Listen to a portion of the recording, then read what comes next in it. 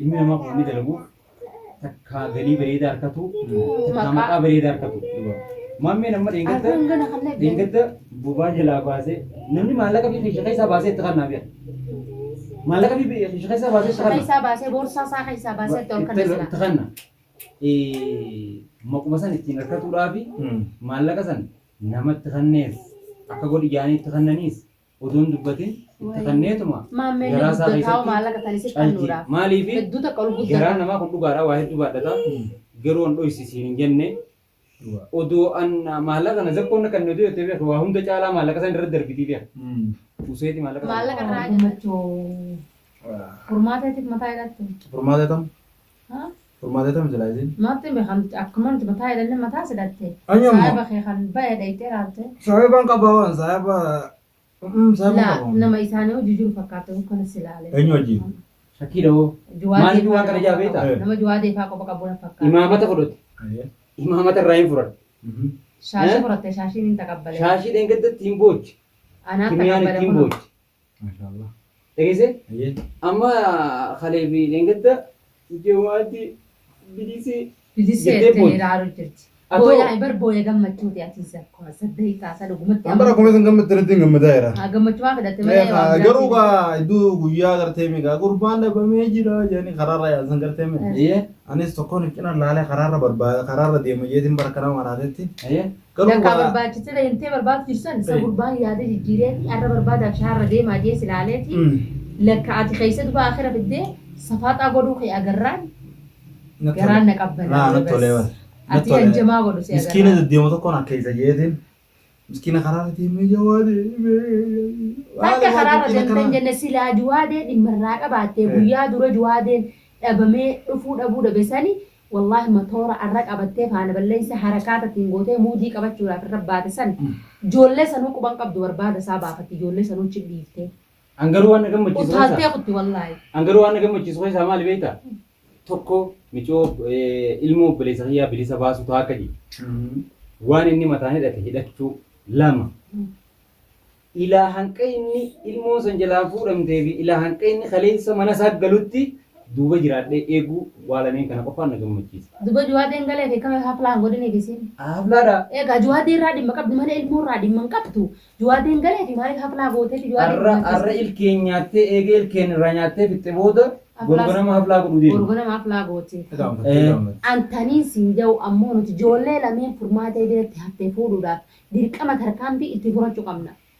Dirqamaan taates tolaan taates. Meeshaalee rabbii si mustaadhu. Gammachuu mucoon kun gammaddee qalbii takkaan biraa rafu jirti. Za'a kana dura riibaan harkattu bara. Riibaan harkattu kamii riibaan harkatti meeshaa gagguurti meeshaa. Sagaltama alawaadumaa fi mana jidduu. Abbaan maal je mataa isaatiitti masakkarree micaan tun ijoollee lameen kana isiin na hojii guddisee dhabuu hin danda'u. Kana je abbaan. Yoonni maal gooti beektaa gaafa san yoo inni qoraan fide isii bishaan guurtisa. Bishaan guurtisa. Furmaateen rahaa taatee teessi abbaan bishaan guura isiin qoraan guurteeti fiddee ijoollee wajjin guddisti. Inni distii godha isii wayii qirtiif. Reese furmaatiin kanaa kan hedduu amma inumaa waan biraa fixee barra qibaa goggoosaa jirti. Ammaas bargaa mucaan xiqqoon jabaatte waan goositti beekatti. Sabaa moo? Sabaa yeroo muraasa qofaa bara. Yeroo muraasa qofaa. Ammoo nuti tarkaanfii itti furannee sabaa fi aashaa baasuudhaaf dirqama amma ijoolleen xiyyaa fi Micaan as jiranii miti nu bira ijoolleen sadeen haa nu bira. Rabbii haqa si bira jiru faatu waa wajjin nyaataa kurtanii bira. Eenyu wajjin nyaanne. Arra yoo rabbiin duydaa fi garaa isin godhees duraan harkaa fi afaan taatanii wajjin nyaataa turtan. Kana keessatti eenyurra socho'aa eenyutu eenyurra miidhamaa jira bilisa jedhamu furmaata irra dalagaa jira ni beektee jechuudha. Maaliif waan kana kaasa? Bilisee maasha Allah wallah. Yoon dhugaadhaan kan inni micoota miidhuudhaaf fuudhe taate ilmu foon kiyya adeeraan ta'aaf abbaadha. Eegise miidhaa biraatiif kan hin fuudhu. Miidhaa isiin irratti oofu jirtu kana garaana nyaatee ilmoo sana fuudhise. Zakka odagee waan midhaan jettuun si mammayi. Kana keessatti dhiifama wajjin kana keessatti isii fuudhee inni akka maraatuuf miti. Laa zakko tana yaadin. Yoo san taate. San dhimma isaa inni yaadu isaa yaadu. Ilaa hanqa gartee nyaanni kan namuufi maaliif inni itti gabbaa sayyeetiin qabeetaa jiraan malee ilaa hanqa nyaanni kan namuufi akkanuma gartee biyya takkarraa biyya biratti deemutti iddoo konkolaataan bakka biraa irraa socho'u achi keessa dhaqee beektaa achi socho'aan jira. Isiinis isiifumaameenis ganduma san dhaqan. Amma kaleessaas namni hiikitii isaaniif odeeffannoo kanneen akka isaan bakka sanitti argamanii wanta ja'an godhe. Ati godhe kana hunda. Ati kuban qabdu bakka caalaa niin arge jechuudha warra aduuba jirtaa bara. Kana keessa fooqii isaan jala tatta'anii suuraa bira ka'aa jiran san gubbaas ka jiru ana gamanaanis ka jiru ana gamasiin inumaatti ilmaan waliin godhuuf maal beektaa gamaa fi gamanaa namni waraana kiyya kanaa wajjin jiru itti dhufuutu isaaniif fakkeenya ajaa'ibaa ta'aaf gamasiitti dhufan gamanaatti dhufan gamasiitti dhufan. Innaa waan biraa fideetiin muka fuula isaanii dura jiru. Achi barraan jiraaf. Osoo ajaa'ibsiisu. Wallahi ajaa'iba. To'annoo kiyya keessaa abadan naguma if rakkitan malee as keessaa bu'uu hin dandeessan. Kana keessaa bu'uu hin dandeessan. Asuma keessa naannaan. Waan midhaan jettuun siima. Midhaan achitti qoonqoo iddoo guutuu tuutee bidda keessatti haboo mi'a maaliin godha qadaan godhaa jetti. Ajaa'ibeetiin ilmoon xiqqoon tun garaa kana na nyaatteetiin wallaahi niin booyeen siin jekka biraa bitee akkami ilmoon tun qoonqoo ibidda seentee qoonqoo gootii haboo ati qoraa ati dabba shidat taayetti nuti gaara keessatti ibiddaan jala taayee qoraan irra kaayee afuufaa distii irra kaayee distiin teenya cila qabdi distiin teenya cila hin qabdu jetti haboo. Warri magaalaa. Ilaa tana hunda azzabamtee ilmoon tun qoonqoon godhe naan jetti bar inta qoonqoo isa goota maamummaan furmaateen. Wantoonni qoonqoo godhinaan jetti qoonqoon godhaa. Taa'utti hin dhiiftu mire.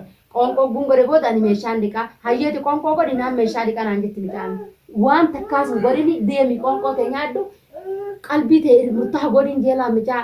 Haboo taa'uun dadhabee achitti waa silaa waa dalagaa jetti midhaan. Miidhabicha keessa. Qaama walqabaa. Qaama beekudha. Ilmoon tun ijoollee beeku boodatti haati ilaalaan tun cufti. Giseenan. Waqartii fi dhagaa jidduutti waan jiruun miidhamaa giseen jiru waan biraas seetanii beekaa. Waa ilmoon miidhamtee jetti zakkoo. Kana keessatti maal beektaa?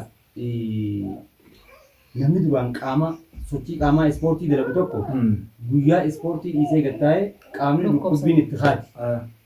Ammas bicaan maali siimu? Ammas rahaa deddeemtee bakka adda addaa geessuu hin beektu. Amma fuunee dengiddaa ta'an gisee akka naannoo kana biqiltuu barka lallaatee. Dadhabde talmaa waan dila ati bittee fi bibbisan dhufa haboo dila kana akkamittiin nyaadhaa dila kana takkaan bitannee. Rabbiin as keessa na jiraachisee. Akkamittiin nyaadhaa itti midhaan dila kana. As keessa rabbiin jiraachisee miidhaasisan harkuudhaaf yaa rabbii fi alhamdulillah. Amma bargaraana nyaatteen siin jedhanii haboo dila shokkolleetaa dila kanaati jumnaa dila kanaati ji'aalaa dila kana yoomii nyaaddee fixaa. Ammoon dila kana bitee abbaa takka biraa takkaan agarree an. Mee akka dhaamsaatti wanni furmaateedha keessoo jiraate carraan si kan nafiri. Carraa naa kan nu dhaabee sitti galatoomee. Ilmoo lameen zakkoo tarakkabsiisii jiin dhaamsa biraatiin miti antaniin qabuuttan. Dhugaadha. Mee akka dhaamsa isaatti haa kan nuuf dhaabatu. Kan nimeeti. Dhaamsa kiyya tokkoffaa mijoo xiqqoo mijoo guddoo gaa duraanuu hanga batteetti irra deemaa turte akka gaarii daleessifte. Okay tana duraatii fi namni barnoota jettee haa fudhattu ilmoonis ammoo garuu gaa waa'ee lamadaatii fi ijoollee lamaan sabaa fi Aashaa jawaadee tarakkabsiitu qabda akka gaariitti maali? Ijoolleen ammaan tana magaalaa agartee yoo zakkoo tarakkabsiiftee saniifuu magaalaa amma agartee ijoolleen takkaa mana keessaallee gadi baateen beektu eega manaa baatanillee maali gaara galchitan karee keessanitti miciyyoon irraan tan akkasitti lafa dhooyte gaa. Arsa baay'inii hunda deemaa ooltee bara dheeraa wajjin. Maali qilleensa fudhatteeti qilleensa jiraa ooltee miilli hundi irratti dhukkubee waan takkaa hin hojjetin hojjettee akka nama agartee migaa ispoortii wayii maarasuu tokkotti saniif humciyoon kana hundaafuu nagayaan jirti gammachuun jirti. Maal jettanii beektaaf zakkoon asirra bahee jennaan amma zakkoo umma furmaateen qaaliidha jettee asirratti hin bahinaanum jettee hadiiqaan tun maalanisii qaaliidha jettee. Maal baanti beektaa? Maqasa tokko jira akkanatti. Kana wajjin adeemee nama soddoma fuudha nama kudha shan fuudha. Qaaliidha nu jettee. Sodaachisaa turtee mire namni biyyaa qofa harkan ta'e bareessa yaani biyya. Micoon qaaliidha naan jettee baabaa keetitti hin dubbatin jettee maallaqa hin qabu. Akkana ta'e midhaan amma tokko qaalii daarran nan baasin jettee kun maallaqa sirraa fixa. Bayi jiran irratti dhibba meeqaa waa fixuu naaf baasa. Akkasii duba gadisee baafne itti marantee ni booyan sinjaa halaala isaan lameen irraa dhaabbadde. Mee rabbeeti magaalaa teessanillee wal agartanii hin jeeni beektaa. Irraa Bitoon gisee maqaa isaan akkana jettu. Barbaaddee tilmaa godhatte. Asiinis boqqolloo jira, asiin dingaa jira, asiin wanta Meeshaa jira. tokko qofa Wanni ni jiru. Mee wani isa dhibbata kan koranii maaliif qaayidha jechuun dhibbata keeyyamanii koranii. Irra baasuu dandarraa himalee. Amma kalee 250 ka biyya tanaatiin kalee gisee wanta san irratti ol baafne. Mucaan gammaddee waasii ta'an bar ijoollee fi onniti uumaga salphaa takka Wallahi ijoolleen itti marataan akka gammaddu. Sun haalaan gammaddi. Niin boo'ee sinjee barsiisan achi deebi'atiin boo'ee furmaateen dilanuma ilmootan azabu jirti jechi niin boo'ee dila haggaa ilmoon tun akka jettee sin maramte amma tokko qaaliidha kanarra nan baasin ammoo gusiin sin jette maallaqaa sirraa dhuma. Garaa nama nyaatti jira. Hangam takka meetiin akka isa gayyaati jechuun kun hangam takka zanni si balleessa. Asirratti maal beektaa? Akka fedhallee yoo ta'e namni kan jiraatu ilmoo ofiitiif. Dhageessee inni kophaa ta'uu dhabee obboleessi isaa as keessa jiraatee gargaaruudhaaf gammadu qaba malee booyee silaa akkasii gaddee ala boo'uun isarraan turre. Dhugaadha homaan irraan tollee homaa. Kana namni goosise eenyu beektaa? Isii goosee maraachoo. Maaliif? Waan beeku waan biraa godhu deemanii beeku. Sammuu isaa fidanii hoo?